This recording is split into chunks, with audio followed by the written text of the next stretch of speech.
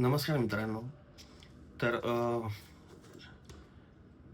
मी बरेच दिवस एक पुस्तक वाचतोय आणि ते पुस्तक एका अशा महान व्यक्तीचं आहे, जिचा माझ्या आयुष्यावर लहानपणापासूनच एक मोठा पगडा होता.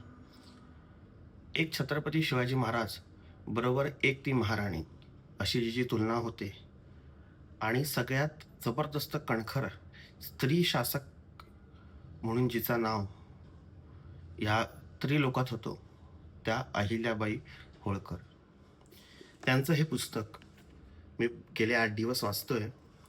कर्मयोगिनी अहिल्याबाई होळकर यांच्या जीवनावर ही आधारित असलेली कादंबरी सौ विजया जहागीरदार यांनी लिहिलेली आहे.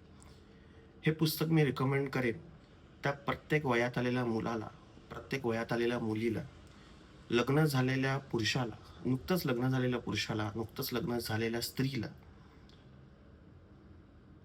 कारण की हे पुस्तक तुम्हाला खरंच दाखवून देईल की एका आईच्या आपल्या मुलाकडून काय अपेक्षा असतात, आपल्या मुलीकडून काय अपेक्षा असतात, एका पत्नीच्या आपल्या नवऱ्याकडून काय अपेक्षा असतात, सासू-सासऱ्यांकडून काय अपेक्षा असतात.